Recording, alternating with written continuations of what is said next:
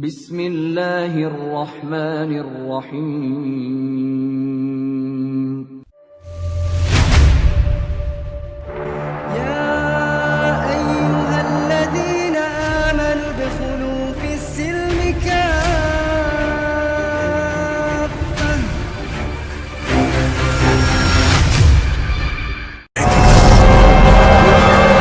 أما محمد بسردين مؤجل الجحيم هنا.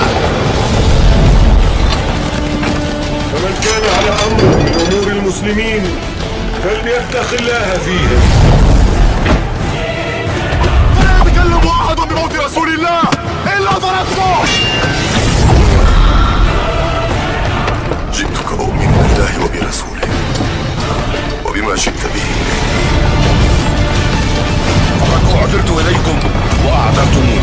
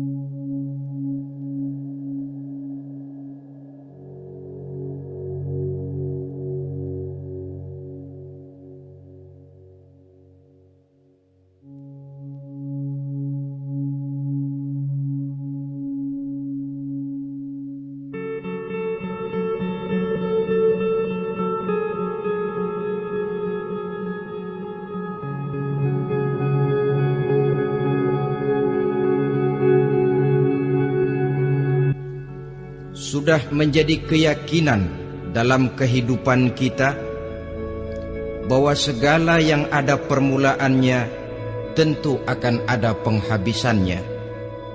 Setiap yang punya awal mesti akan punya akhir. Tidak ada keabadian dalam kehidupan dunia ini. Semuanya datang dan pergi silih berganti, berubah oleh pergeseran masa dan pertukaran waktu. Demikianlah kalau kita mau merenungi kehidupan dari alam di sekitar kita. Sejak dari kehidupan tumbuh-tumbuhan, binatang, sampai kepada kehidupan kita, makhluk bernama manusia. Lihatlah kita manusia misalnya. Dimulai sejak kita terlahir ke alam ini, keluar dari alam rahim ibu, menjadi bayi yang merah tidak berdaya, untuk kemudian berangsur meningkat menjadi anak-anak. Dari kehidupan anak-anak berubah lagi kita menjadi remaja dengan segala keceriaan dan kelincahannya, dan dari masa remaja naik lagi kita memasuki usia dewasa, untuk kemudian berangsur memasuki hari tua. Lalu setelah kita memasuki hari tua, sehari, seminggu, sebulan, setahun, sampailah kita kepada batas waktu yang telah ditentukan oleh Allah, yang dinamakan ajal. Dan bertemulah kita dengan yang disebut maut. Ini merupakan kepastian dalam kehidupan. Kalau saja kita mau merenung, perubahan-perubahan yang terjadi pada diri kita seharusnya membuat kita insaf dan sadar. Di kala remaja kita begitu lincah, punya rambut yang hitam ikal berderai, punya lesung di pipit, punya senyum yang indah menawan setiap orang yang melihat. punya kulit yang kencang dan bersih. Manakala kita memasuki hari tua, perubahan frontal pun terjadi. Kulit mulai jadi keriput. Rambut yang tadinya hitam ikal berderai mulai memutih.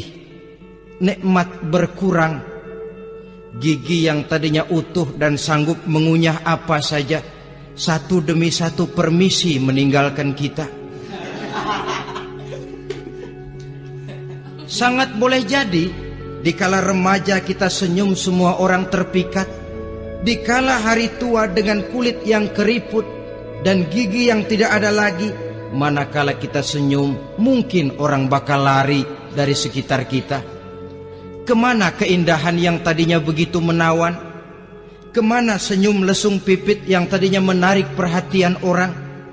Pergi meninggalkan kita, berubah oleh pergeseran masa dan pertukaran waktu. Nah, bila maut datang menjemput kita, selesailah kehidupan sampai di situ? Ternyata belum. Kalau lahir merupakan perpindahan hidup dari alam rahim ke alam dunia, maka mati hakikatnya merupakan perpindahan hidup dari alam dunia ini ke alam kehidupan yang berikutnya yang dinamakan dengan alam barzah. Andai kata hidup cuma sekali, secara moral kita sanggup berkata, alangkah tidak adilnya Tuhan. Kenapa? Dalam kehidupan ini kan aneka ragam terjadi. Ada orang yang zolim, ada orang yang dizolimi. Ada orang yang membunuh, ada orang yang terbunuh. Ada orang yang kaya, ada orang yang miskin.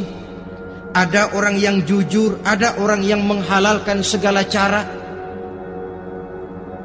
Sehingga banyak ketidakadilan yang terlepas daripada pengadilan dunia. Lalu orang pun bilang, di dunia ini katanya banyak pengadilan tapi sulit keadilan. Di dunia ini mudah mencari pengadilan tapi sulit untuk mencari ketidakadilan. Andai kata hidup cuma sekali, tidak akan ada hidup sesudah hidup yang sekarang ini. Bagaimanakah nasib mereka yang lepas dari pengadilan dunia ini? Alangkah tidak adilnya Allah, andai kata tidak ada kehidupan sesudah hidup yang sekarang. Tentulah akan terjadi di mana orang menghalalkan segala macam cara untuk mencapai tujuan. Yang penting kan saya kaya, yang penting kan saya punya jabatan dan kedudukan tinggi. Kalau perlu jilat atas, jilat atas.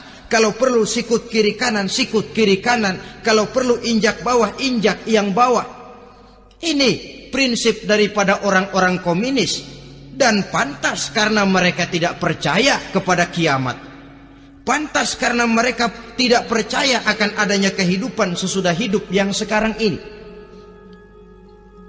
Maka saya menghimbau kepada seluruhnya, kita sudah kadung menyepakati negara ini berdasarkan Pancasila. Kita sudah kadung konsensus bahwa PKI dengan seluruh ajarannya tidak punya hak hidup di bumi Pancasila yang kita cintai ini. Maka salah satu ajaran PKI tujuan menghalalkan cara. Kita orang Indonesia yang berbudi pekerti luhur, yang punya nilai budaya tinggi, janganlah sampai mencaci PKI, membubarkan PKI, mengutuhkan PKI, tapi dalam kehidupan sehari-hari prakteknya prinsip komunis kita pakai. Apa itu? Tujuan menghalalkan cara. Asal sudah tujuan tercapai, cara apapun saja halal. Itu pandangan hidup orang yang tidak percaya kepada adanya hari akhirat. Sebagai muslim yang yakin akhirat ada, kiamat pasti akan datang. Hidup tidak cuma sekali. Maka kalau kita zalim, kalau kita berbuat aniaya, kalau kita melakukan korupsi, kalau kita merugikan orang lain, boleh jadi kita terlepas daripada pengadilan dunia. Tapi ingatlah, kita tidak akan pernah lepas dari pengadilan Allah. pengadilan Qadhi Rabbul Jalil, di mana kita akan diadili dengan seadil-adilnya, dan tidak satu perbuatan yang bersifat salah, yang bagaimanapun kecilnya, yang akan lepas dari pengadilan di akhirat itu nanti. Pantas saja kalau satu hari malaikat Jibril datang menasehati Rasulullah sallallahu alaihi wasallam, yang artinya juga menasehati kita semua. Apa kata malaikat Jibril kepada baginda Nabi? Ya Muhammad, ish ma syi'ta fa innaka mayyitun. Hai Muhammad, hiduplah semau kamu, tapi jangan lupa kamu pasti akan mati. Kalau memang dilarang tidak terlarang, dicegah tidak tercegah, kamu mau melaksanakan hidup menurut maumu sendiri, persilakan, hiduplah menurut mau dan gayamu. Tapi jangan lupa, fa innaka mayyitun, satu saat kau pasti bakal mati. Dan mati itu bukan akhir dari segalanya, dia babak baru bagi kehidupan selanjutnya. Silakan hidup menurut maumu, tapi jangan lupa kau pasti akan mati. Wa'mal ma syi'ta fa innaka majziyun bih. Kerjakan apa saja yang kamu mau. Kalau kau mau menghalalkan segala macam cara, persilahkan halalkan segala macam cara. Tapi jangan lupa kau akan mendapat balasan dari seluruh amal perbuatanmu. Wa ahbib ma syi'ta fa innaka mufariquhu. Dan cintailah apa saja yang mau kau cintai. Kau cintai anak istrimu, silahkan. Kau cintai harta bendamu, tafadhal. Kau cintai tanah airmu, kau cintai pangkat dan jabatanmu, persilahkan. Tapi jangan lupa, fa innaka mufariquhu. Kau pasti akan berpisah dan akan meninggalkan segala yang kau cintai itu. Apa artinya ini buat kita? Ternyata sesudah maut datang menjemput kita, ada kehidupan sesudah hidup yang sekarang ini. Ini yang mendorong kita untuk dalam kehidupan di dunia ini tidak melakukan prinsip saenake dhewe, semaunya sendiri saja, asal perut kenyang, asal pangkat tinggi, asal harta dapat. Masa bodoh dengan merugikan orang lain, masa bodoh dengan menipu orang lain. Iku jenenge saenake dhewe. Muslim tidak diajarkan.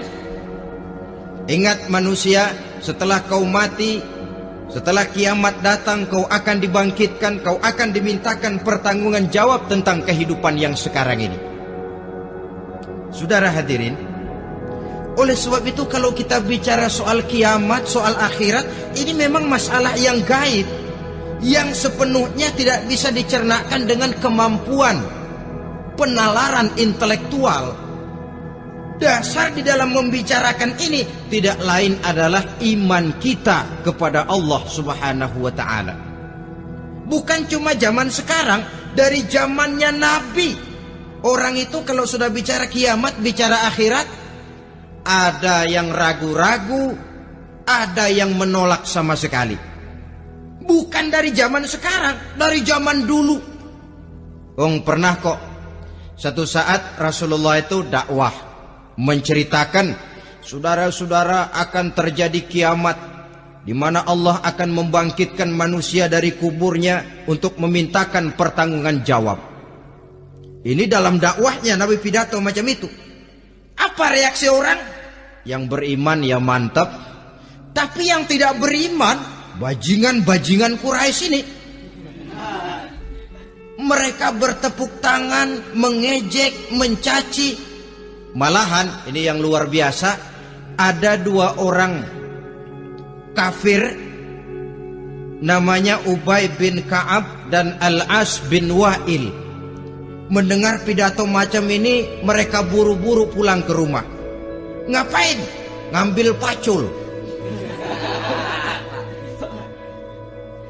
Lalu berangkat nyari kuburan tua. Dia gali itu kuburan. tulang-tulangnya diangkut, dibawa ke depan Nabi. Ya Muhammad, tulang-tulang yang udah hancur begini, siapa yang bisa ngidupin lagi?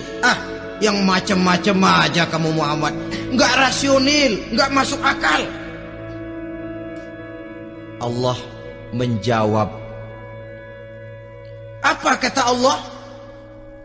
وَضَرَبَ لَنَا مَثَلًا وَنَسِيَ خَلْقَهُ قَالَ مَنْ يُحْيِي الْعِظَامَ وَهِيَ رَمِيمٌ قُلْ يُحْيِيهَا الَّذِي أَنْشَأَهَا أَوَّلَ مَرَّةٍ وَهُوَ بِكُلِّ خَلْقٍ عَلِيمٌ.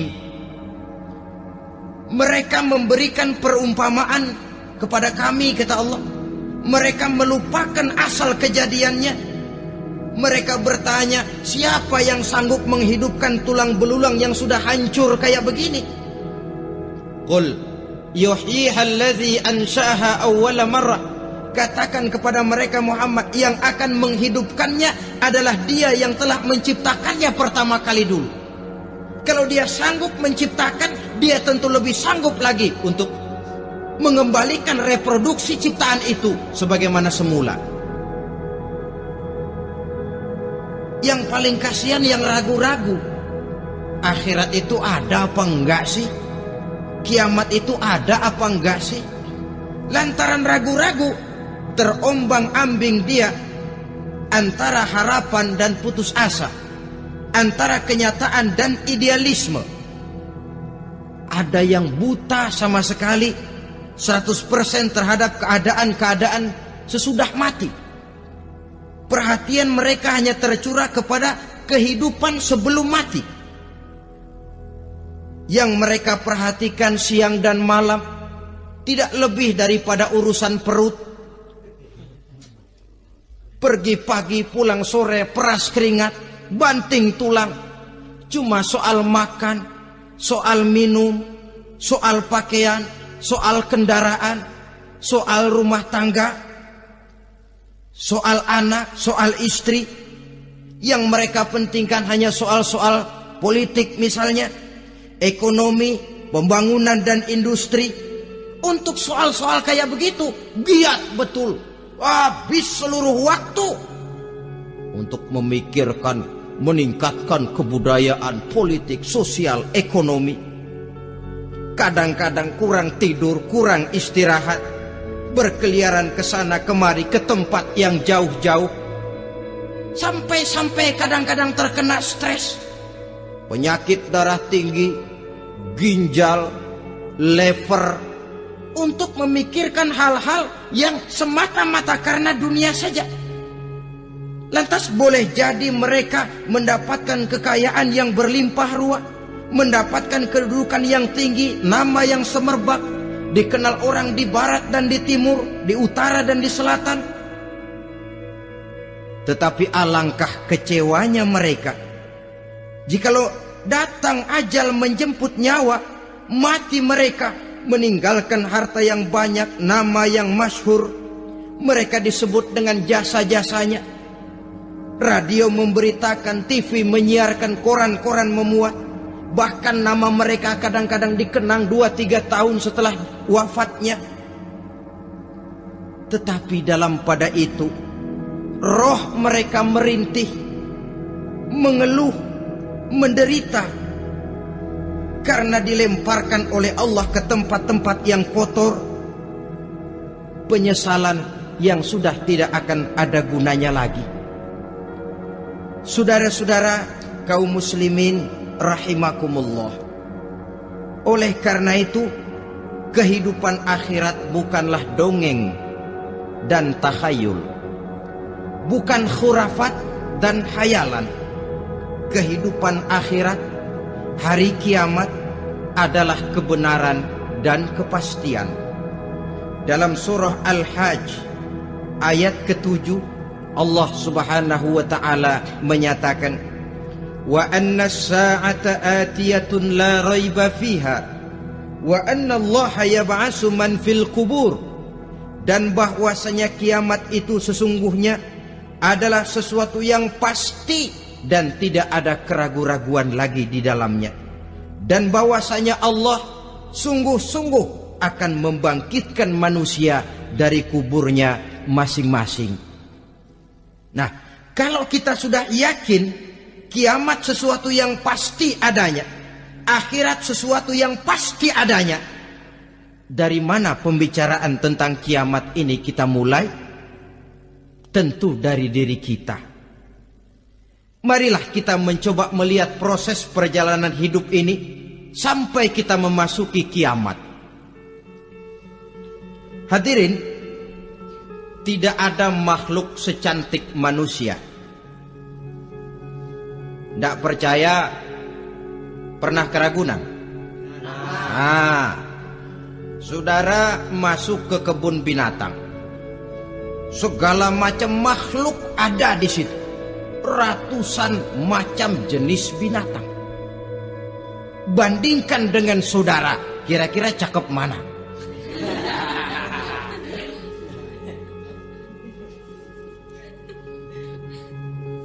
Dari seluruh makhluk yang diciptakan Allah itu, manusia fi ahsani taqwim, dalam bentuk yang paling sempurna, sejak susunan biologis sampai kemampuan berpikir. Biologis kita ya Allah, diciptakan kita begini rupa. Diberikan 2 kaki untuk berjalan, 2 tangan untuk bekerja, diberikan 2 mata, dua-duanya di depan. Pernah saudara mikir kalau mata kita yang satu di depan, yang satu di belakang? Rasanya nggak laku kacamata itu.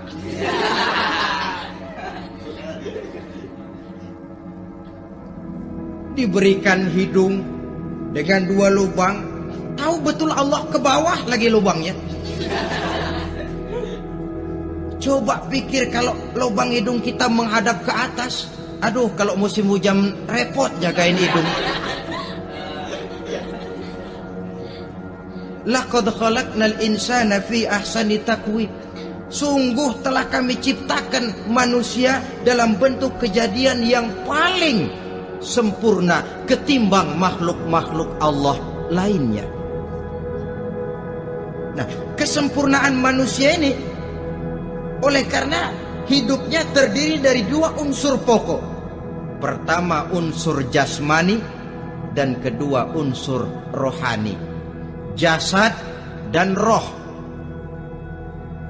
Jasad yang terlihat sekarang ini, potongan saudara yang ngejedok di depan saya ini jasad saudara. Ini yang berasal dari saripati makanan yang dimakan oleh bapak ibu kita. Lalu hasil kerjasama yang baik antara ibu dengan bapak, terwujudlah kita.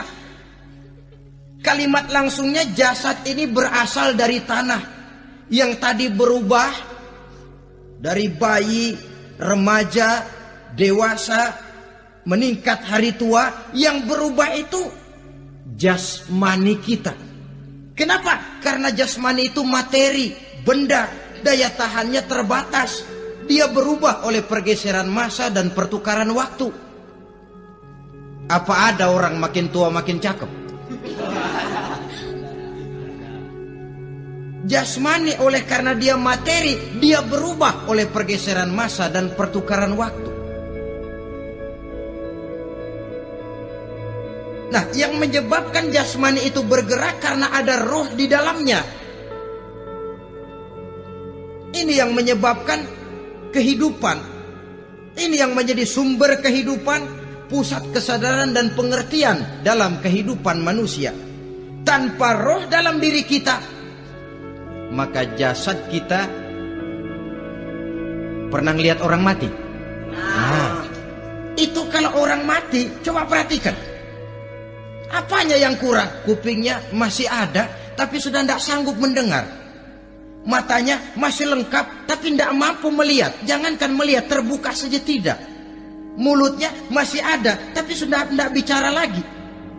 Telinganya cukup, tapi sudah tidak sanggup mendengar. Kakinya lengkap, tapi tidak mampu lagi berjalan. Apa penyebabnya itu? Ternyata jasmani kita, jasad ini manakala sudah ditinggalkan oleh ruh, dia tidak akan bisa berdaya apa-apa, tidak mampu berjalan, tidak pula berbuat, tidak pula bekerja apapun saja. Saudara-saudara, dua-duanya punya kebutuhan. Jasmani ada kebutuhannya, rohani pun ada kebutuhannya. Jasmani yang jelas perlu makan, perlu minum, perlu tidur, perlu pakaian, dan sebagainya. Nah, apabila saat berpisah datang, ajal sampai, berpisahlah roh dan jasad. Dan itulah yang dinamakan dengan maut. Jadi apa sih mati itu? Mati adalah berpisahnya roh dengan jasad. Sebab itu Islam sangat menganjurkan kita untuk banyak-banyak mengingat mati.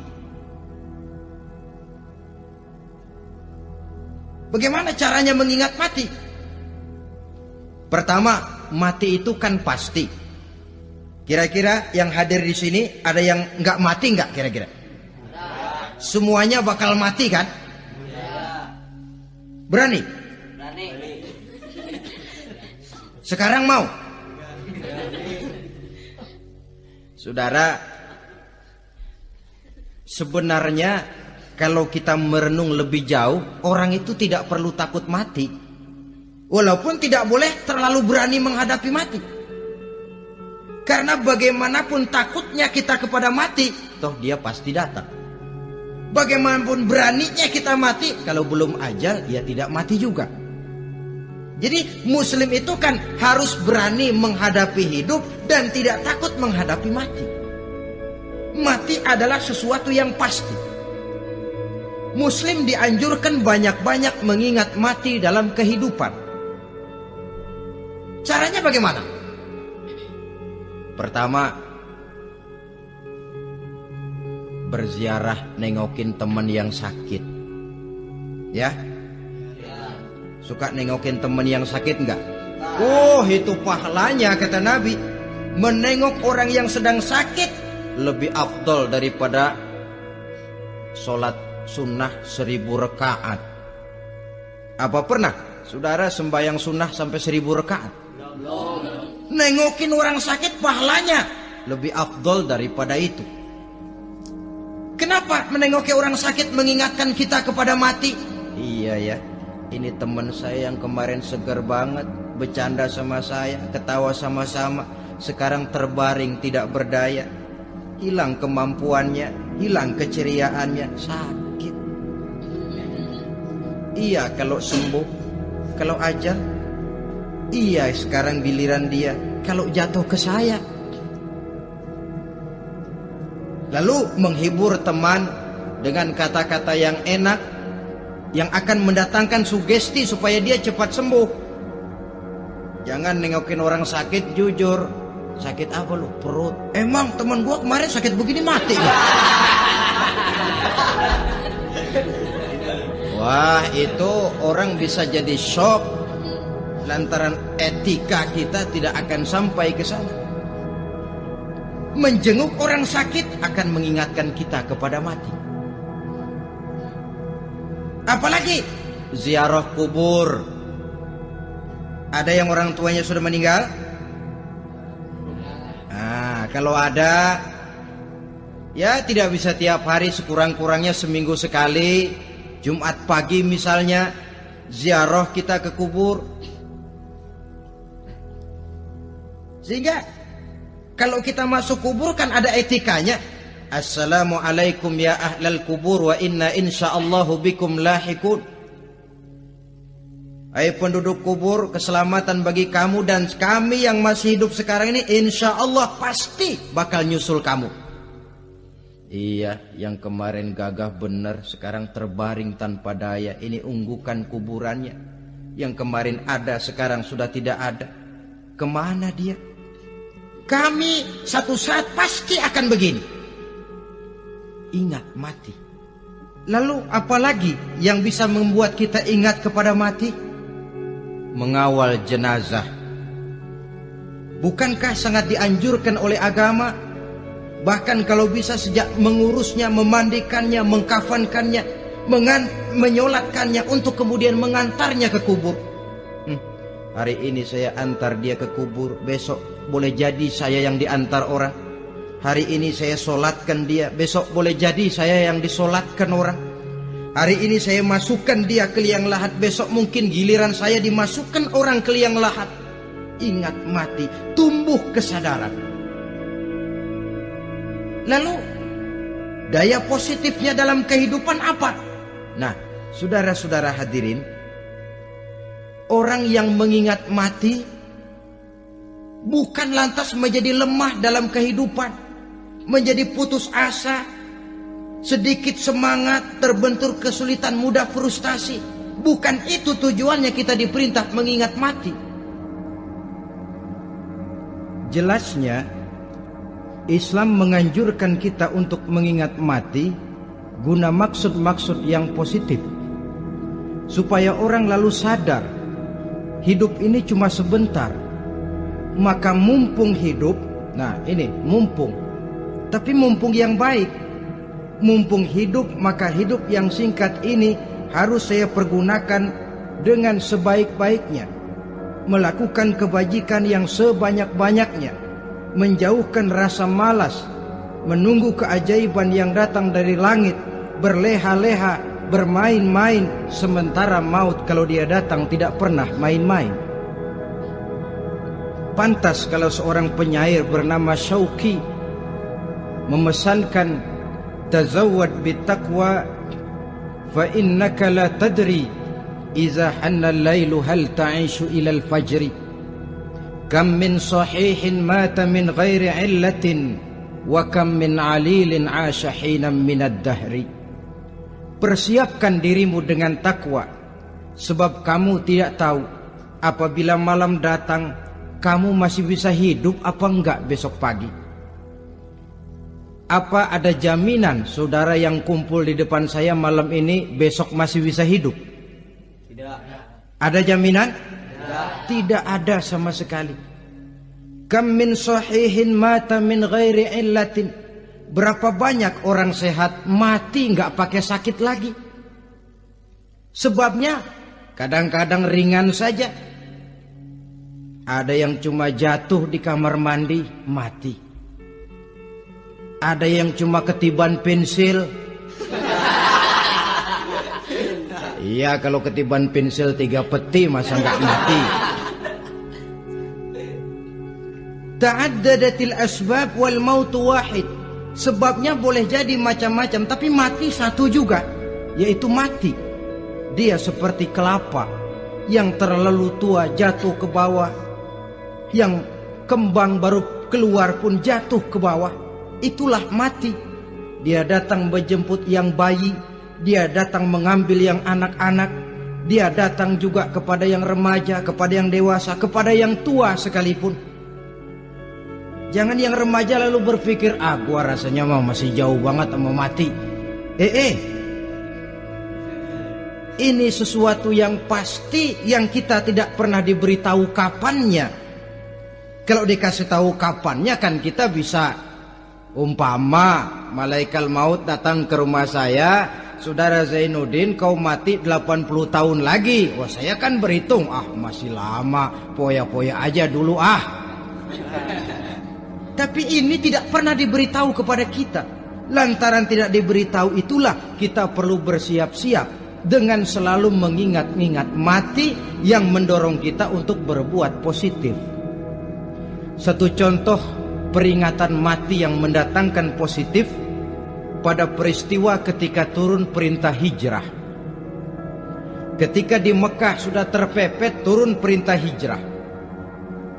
Ini sahabat yang berangkat hijrah, jangan dikira semua bulat hati.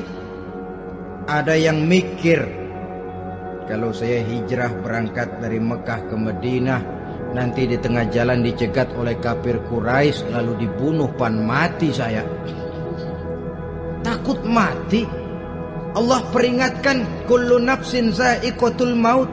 Kamu disuruh hijrah saja takut mati, padahal kamu tahu semua yang hidup bakalan mati. Diam saja di Mekah mati, hijrah ke Madinah pun akan mati.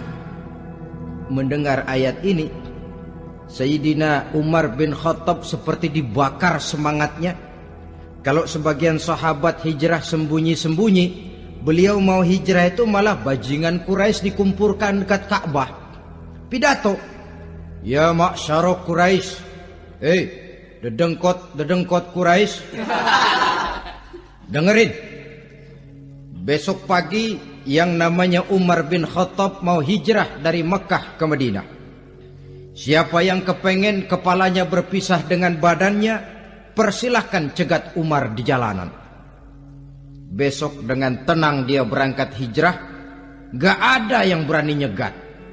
Tuh Quraisy juga barangkali mikir, gue ngapain nyegat penyakit. Begitu ingat mati, timbul semangat juang, timbul semangat berbuat. Ini ingat mati yang positif, bukan yang melemahkan semangat. Dah jangan kerja rajin-rajin dah, lu bakalan mati. Ini ingat mati yang salah pasang. Ingat mati seharusnya mendorong manusia untuk berbuat lebih tekun. Allah memberikan peringatan, Qul innal mauta alladhi tafirruna minhu fa innahu mulaqikum. Katakan, maut yang kamu akan melarikan diri daripadanya, yang kamu takuti benar dia pasti akan datang menjemput kamu.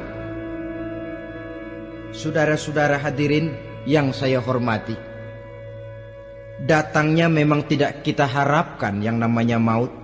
Tapi sekali dia datang, tidak ada pintu tempat kita lari. Dia memang tidak pernah kita undang.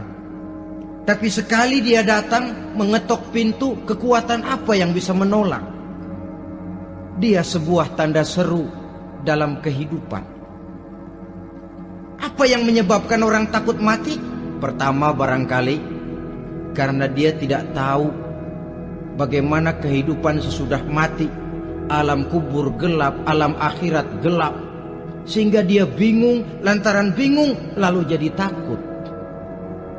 Yang kedua boleh jadi oleh bayangan-bayangan dosa yang pernah dia kerjakan di dunia ini. Kerjanya cuma menumpuk dosa. Dia gembira, bahagia, tertawa di atas tumpukan dosanya. Merasa segan berpisah dengan seluruh kehidupan ini. Sehingga boleh jadi maut adalah sesuatu yang ditakutkannya benar dalam kehidupan. Tapi bagaimanapun takutnya, tidak ada tempat lari dari dia. Dalam ayat lain Allah jelaskan, Aynama takunu yudrikumul mautu walau kuntum fi burujim musayyadah. Di mana saja kamu berada, dalam benteng yang paling tangguh sekalipun, maut pasti akan datang menjemput kamu.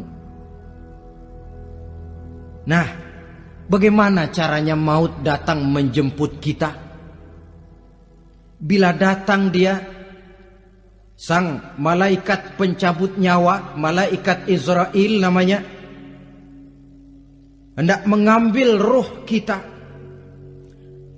Dalam suasana macam begitu, di akhir kehidupan dunia, dalam berhadapan dengan sakaratul maut, terbagilah manusia dalam dua bagian besar. Pertama, yang menghadapi sakaratul maut itu dengan husnul khatimah, baik di akhirnya, sehingga pada saat ruhnya berpisah dengan jasadnya, kelihatan dia seperti senyum, mukanya cerah. Bahkan sebelum itu boleh jadi dia sempat meninggalkan pesan-pesan yang baik. Ada yang sempat azan, ada yang sempat baca Quran. Pernah kan nemui orang yang mau mati seperti itu? Yang sempat azan, yang sempat baca Quran, yang sempat meninggalkan wasiat-wasiat yang baik. Sebab apa? Malaikat maut datang menjemput mereka juga dengan baik-baik. Dicabut ruhnya perlahan-lahan, tapi sungguh pun perlahan-lahan. Pedihnya, sakitnya tetap tiada tara. Rasulullah Sallallahu Alaihi Wasallam, dikala beliau hendak berhadapan dengan sakaratul maut, diceritakan mencelupkan tangannya ke dalam gelas berisi air, lalu mengusapkannya ke muka beliau seraya berdoa, "Ya Allah, mudahkan saya dalam menghadapi sekarat ini." Beliau juga yang mengatakan bahwa sakitnya sakaratul maut sama dengan 300 kali bacokan pedang. Sehingga kita diajarkan doa, di antara doa selamat itu kan ada Allahumma hawwin alaina fi sakaratil, ya Allah, mudahkan saya di dalam menghadapi sakaratul maut itu. Ketika ruh ini keluar dari jasad, mata masih mengikuti ruh itu.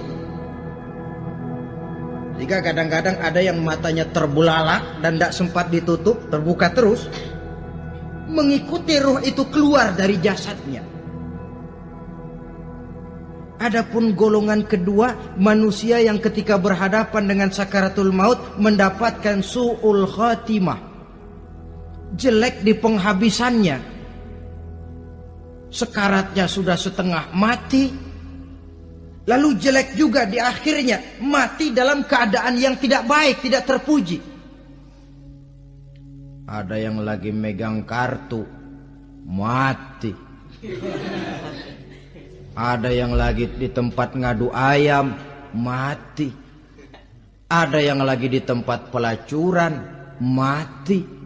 Ada yang lagi megang botol minuman keras, mati. Nih barangkali malaikat maut gemes banget nariknya, lu bajingan, lu tarik terus yang lampu.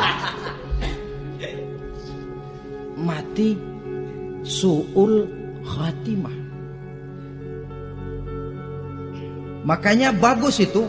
Kadang-kadang di majelis-majelis taklim kan sering dibaca, ya Allah biha, ya Allah biha, ya Allah bihusnil khatimah. Kan ada itu? Ada enggak? Saudara hadirin, mohon agar oleh Allah kita diberikan husnul khatimah, baik di saat ruh akan berpisah dengan jasad. Ini sesuatu yang pasti. Sang malaikat maut datang menjemput nyawa. Setelah ruh berpisah dari badan, maka tinggallah sang badan, ditangisi oleh semua yang kita tinggalkan.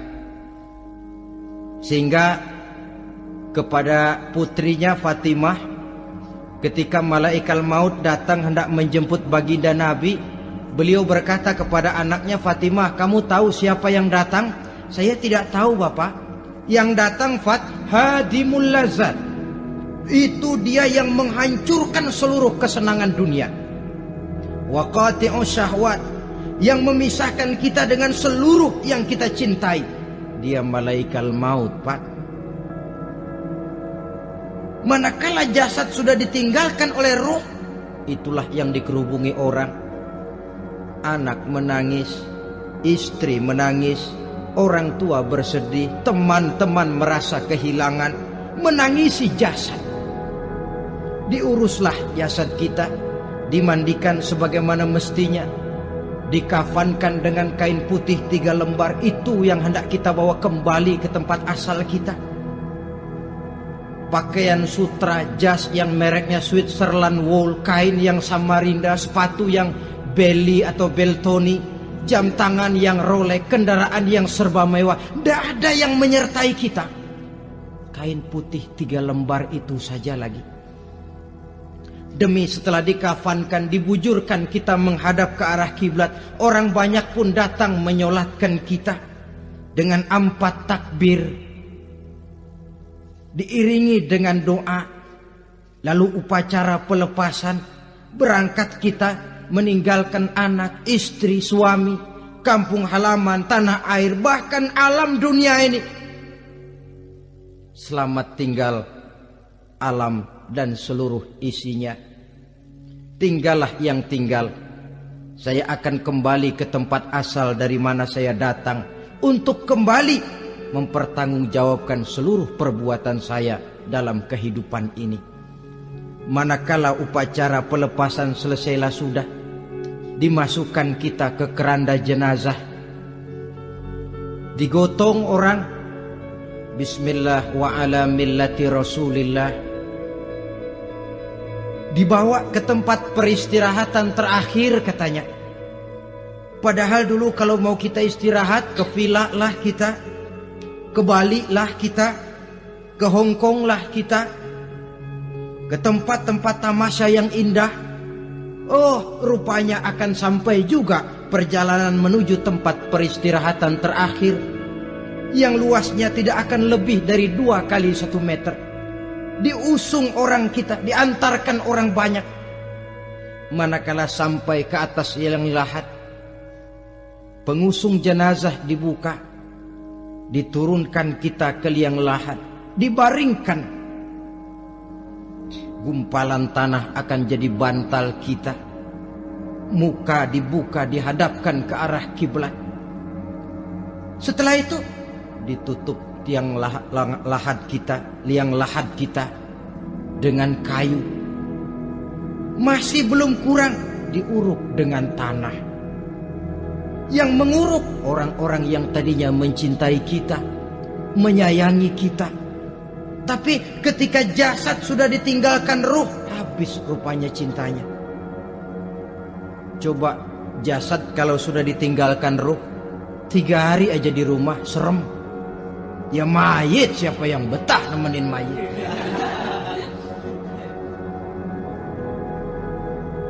Lalu bila upacara pemakaman selesai,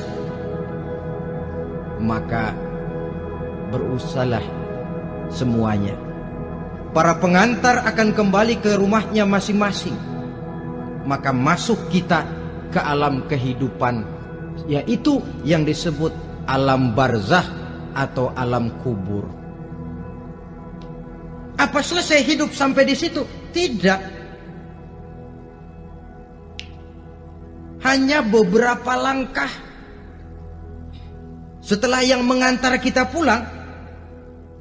Diriwayatkan dalam hadis Bukhari dan Muslim, bila seseorang sudah diletakkan di kuburnya, lalu yang mengantar kembali pulang, maka roh si mayit akan dapat mendengar bunyi terompah orang yang pulang itu. Bunyi terompahnya terdengar. Datang 2 malaikat menanyakan dia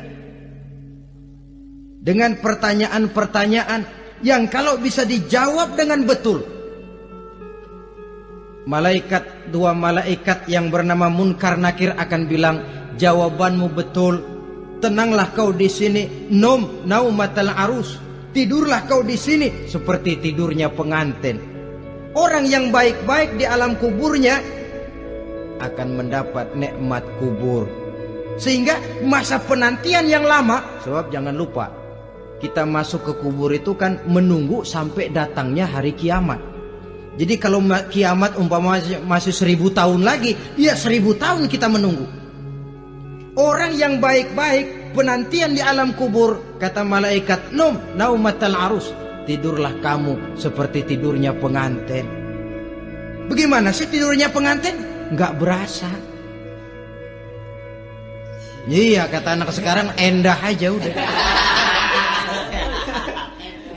Begitu mendusin pagi, kata lakinya, malam sebentar bener ya Neng. Sebentar betul katanya malam. Ya tentu saja tidak terasa. Kenapa? Dia tidak pernah memikirkan waktu. Terbawa oleh kenikmatan dan kelezatan yang dirasakannya dalam kehidupan. Tapi orang kafir, orang yang dosanya bertumpuk, tidak sanggup menjawab pertanyaan 2 orang malaikat, maka dia akan mendapat azab di alam kuburnya terus menerus siang dan malam sampai datangnya hari kiamat. Ibarat maling ayam ketangkep, belum masuk pengadilan udah digebugin duluan. Kan begitu kan? Ada maling ayam nggak di sini? Nah, itu yang nyaut tadi pengalaman itu. Di sidang belum divonis, belum digebugin babak belur. saudara hadirin, maka alam kubur bisa merupakan raudhatun min riyadil jannah, taman di antara taman-taman surga, pun juga bisa merupakan hufratun min hufarin niran, menjadi liang daripada neraka. Ada lagi riwayat yang dari Imam Muslim yang diperoleh dari Zaid bin Sabit. Zaid bin Sabit cerita, satu hari kami bersama Rasulullah SAW berada dalam kebun kepunyaan Bani Najjar. Rasulullah sedang duduk di atas keledai. Tiba-tiba entah bagaimana itu keledai terkejut, kaget, berontak, hampir Rasulullah jatuh. Rasulullah kemudian bertanya, rupanya di kebun itu ada kuburan tua, 5 atau 4 kuburan. Rasulullah lalu bertanya, saudara-saudara ada yang tahu nggak ini kuburan siapa? Nggak ada ya Rasulullah. Memang kenapa? Ini penghuni kuburnya lagi disiksa oleh Allah. Andai kata boleh saya mohon kepada Allah supaya kamu dengar seperti yang saya dengar, andai kata saja kamu kuat mendengarnya, saya pasti akan berdoa. Tapi sayang, saya yakin kamu pasti tidak akan kuat mendengar mereka mendapat azab di kuburnya. Hadis sahih riwayat Imam Muslim dari Zaid bin Sabit. Kehidupan di alam barzah. Pak, iya kalau yang matinya dikuburin. Lah kalau yang matinya diceburin ke laut, dibakar, di medan perang hilang gak ketahuan kemana jenazahnya.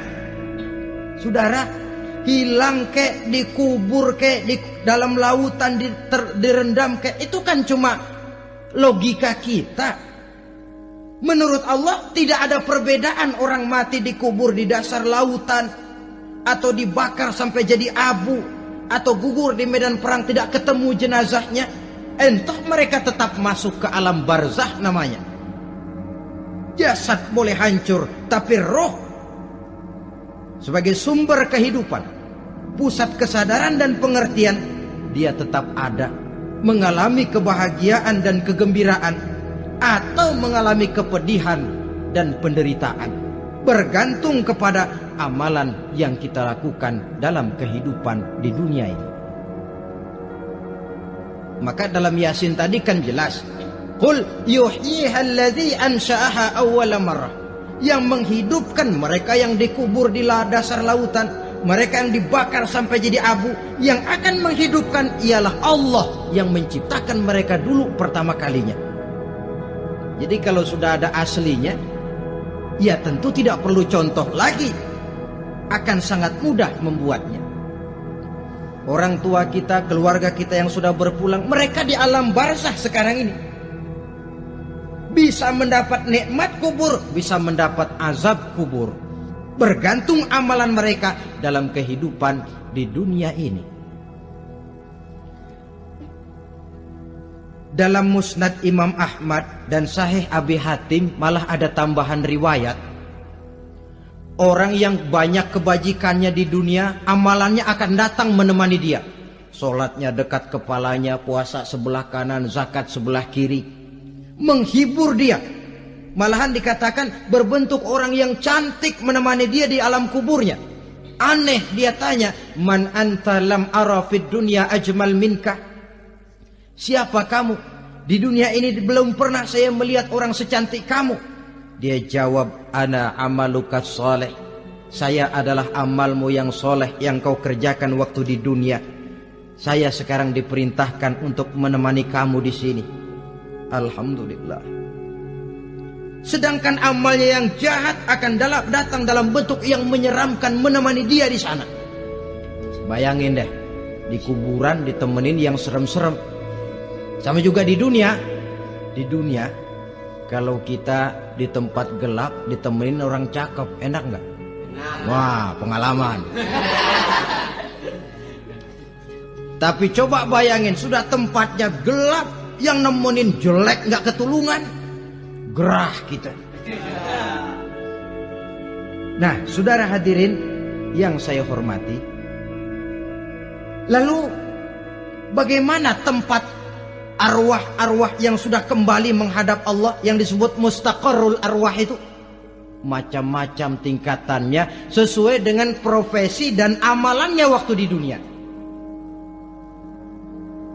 Ada roh-roh itu yang setelah pisah dengan jasad, artinya mati, ditempatkan di tempat yang disebut a'la iliyin, tempat yang tertinggi. Siapa ini? Arwahnya para nabi dan para rasul. Ini fi a'la iliyin, di tempat yang tertinggi. Arwahnya para nabi, arwahnya para rasul.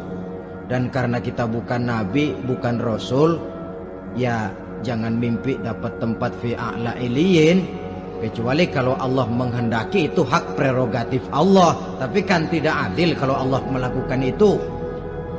Ini kelompok roh-roh yang masuk golongan VIP, the first class.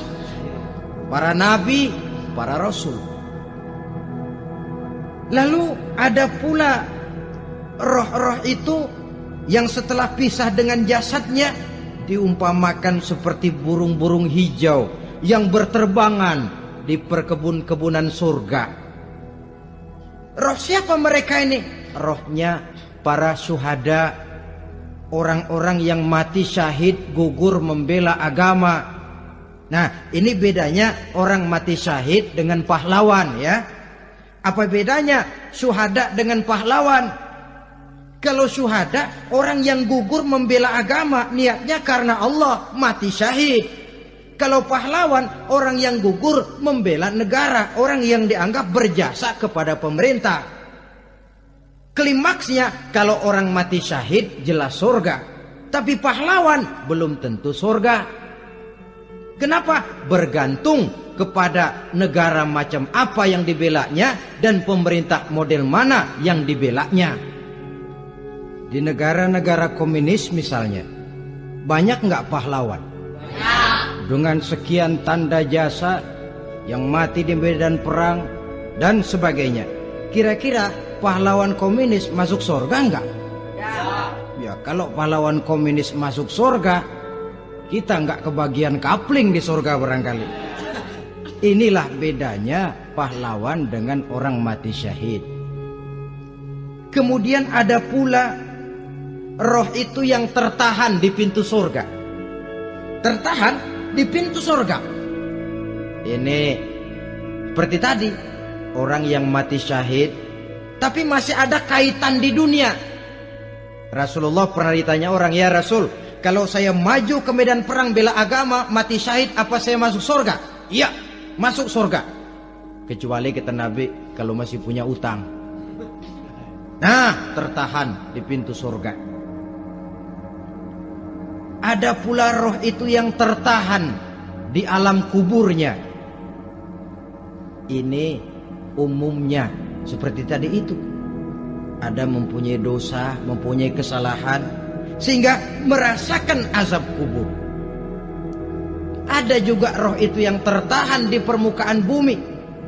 Mereka yang dalam hidup selalu menumpuk dosa-dosa yang besar, meninggal sebelum keburu untuk bertaubat. Saudara hadirin yang saya hormati, inilah yang kita khawatirkan. Sebab jikalau pada saat roh sudah datang, jikalau saatnya roh datang berpisah dengan jasad, menemukan sakaratul maut, saat itu taubat sudah tidak akan ada gunanya lagi. Masuk ke alam kubur, mendapat azab kubur sampai datangnya hari kiamat. Berapa lama di alam kubur ini? Menunggulah kita sampai datang saatnya kiamat. Nah, saudara-saudara, apa tanda-tanda hari kiamat? Kapan dia akan datang? Bagaimana hal ihwal manusia pada saat terjadi kiamat? Bagaimana alam ini? Bagaimana perhitungan di padang mahsyar? Insya Allah akan saya ungkapkan pada bagian kedua dari ceramah ini. Insya Allah kita akan lanjutkan pembicaraan ini sampai kepada terminal paling akhir, surga dan neraka. Inilah saja pertemuan kita pada kesempatan kali ini. Terima kasih banyak atas segala perhatian. Mohon maaf atas segala kekurangan. Wabillahi taufiq wal hidayah. Wassalamualaikum warahmatullahi wabarakatuh. Waalaikumsalam warahmatullahi